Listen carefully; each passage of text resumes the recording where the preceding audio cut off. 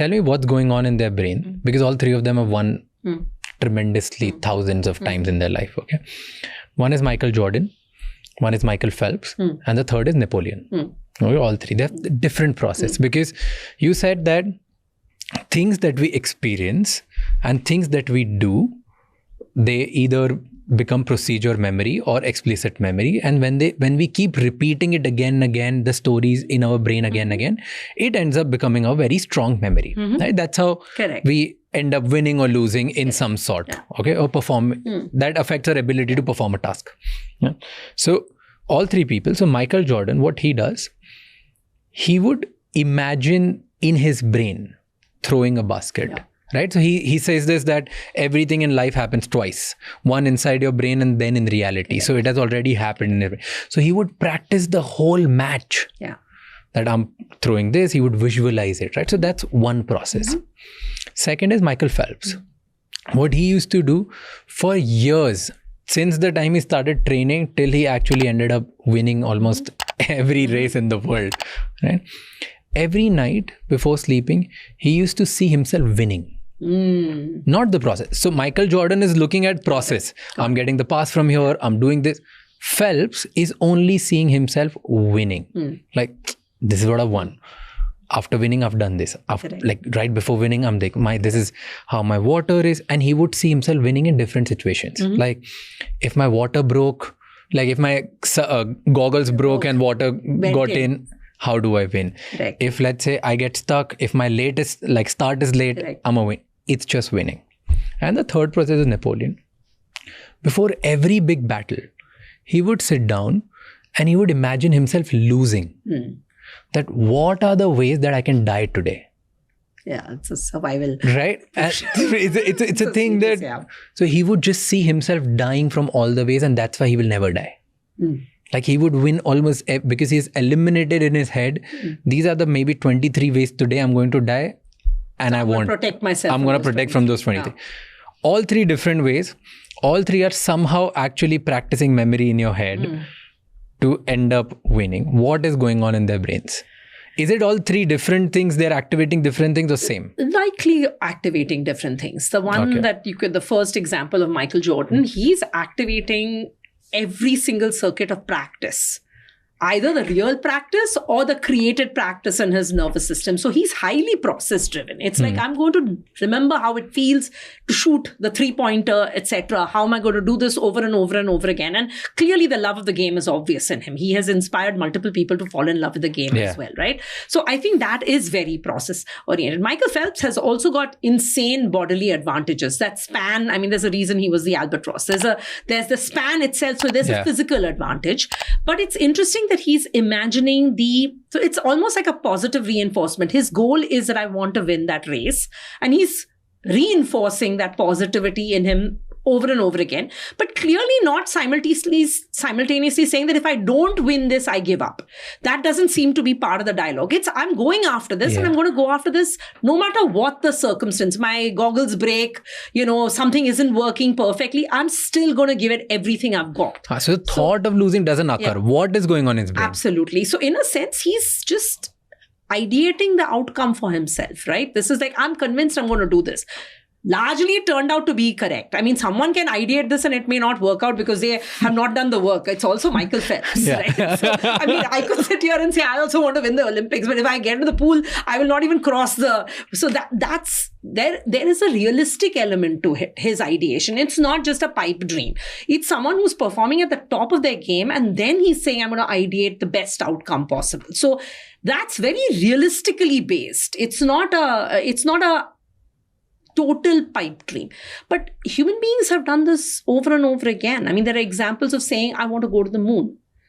We wouldn't have believed we could have gone to the moon or gone to the other side of the moon and even seen anything. And we've done that, right, as a species. So clearly pushing yourself that it is possible to do what feels like the impossible is one way of motivating yourself to get to that goal. In the case of Napoleon, I think he's, based on this description, would be performing out of fear. It's a, how do I survive? And those were survival circumstances. If you don't have that instinct, you are going to be dead on a battlefield, especially a battlefield unlike the ones of today and of that era. So I think that's operating out of a fear mentality. And certainly every description of him in history indicates that it was a man who would use every possible manipulative tool available to him in his arsenal to ensure that he survives. Yeah. Right? So it was one who was a pragmatist almost, in a sense, right? How do I not be the one who's taken out on this battlefield? It's that approach. Okay. They're very different. I don't think the first two are operating from fear. The last one, I think, is operating from fear, but is still successful despite that because of the kind of situation it's in. So, but which one is the one that gets the sustained admiration is also interesting from our species. It's also interesting, right? No one. After 50 years, no one. After 50 years, no one. But Napoleon is more than 50 years. So it's interesting because... No, it's also because they had influence on writings. These guys don't have an influence on writing. So we can't... History is always written by the winners. That's always, unfortunately, the case. History is also written by dominant voices. You know, and culturally, it's always been written by dominant voices. So one is operating out of process. One is operating out of ideating a situation for himself. And one is operating out of fear. Are they operating from different parts of their brain? Likely. What is activating in case of Michael Jordan, Michael Phelps and Napoleon? So I would imagine that in the procedural situation, you're activating the circuits that control that action. Let's say you're imagining a 3-pointer over and over and over again. You have a sequence, a muscle sequence that gets activated. Your motor cortex gets activated, then your spinal column. Then you have to get your position of your body just right. And you've practiced it so many times that you can probably think that sequence out without doing it. And if you keep activating that and then you practice it multiple times, it is eventually, when you're in that situation, it's almost automatic. It feels almost automatic. So you're actually driving probably the procedural memories I was telling you about. So is it like, is it different? Striatum. It's this part of the brain. So there is in this, it isn't visible, but there's a region here which underneath this. So like if you're now cutting through half the brain like this. Underneath this, there's a region called the striatum. The striatum and the basal ganglia circuitry are what do the procedural learning. That's a circuit that's activated in Michael Jordan's brain when he's doing that. This. Yeah, and that activates a cerebral cortex, premotor and motor. From the motor cortex, it goes all the way down through the spinal column, all the way to the muscles of his arms and back, eventually driving the release of the ball, right? Okay. So it's that sequence, and the sequence is multiple neurons connected with each other that get activated. That now you're doing it without shooting the ball, and you're doing it repeatedly over and over again. That's how eventually also you improve that circuit. So you can drive a circuit by thinking it through over and over again. And so in some sense, that's also how you memorize something. That's also how you learn something over a period of time. So you can also do it for procedural memory as well. So just by thinking about it, he's actually getting better. Okay. And with Phelps, what is he activating? With Phelps, he's likely activating his prefrontal cortex to override negative outcomes. So his limbic cortex will say, what the heck would happen if my goggles broke halfway through and I have water in my eyes, right? So now that's a negative outcome. He's activating probably the prefrontal cortex, which would then say, despite that negative outcome, you're going to be able to do this. So you're driving circuits in the brain that are giving you control over the responses that would happen if an emergency should happen in the water. Let's say your goggles do break. Everybody else has goggles and they're getting to their goal. You now have to function with something that has given you a handicap in that situation. How do you not let that handicap become a serious handicap? So you've ideated and imagined that handicap already before it occurs, and you've allowed yourself to say, if this were to happen, this is how I will handle it. Right? So in some sense, think about it like, let's say now let's think of a simple exam. Let's say you're going for an exam and you have an exam for which you've studied, but you're now convinced yourself you'll forget everything you've studied. And when you go into the room, everything will come out of your brain and you will not be able to write a single word because you're so nervous. How do you prepare yourself for that possibility that you tell yourself that if that was to arise, how am I going to calm myself down so that I can at least handle one or two? So if you practice this to yourself, you would say, in my entire paper, there'll be at least one question I can answer. It's a 100-mark paper.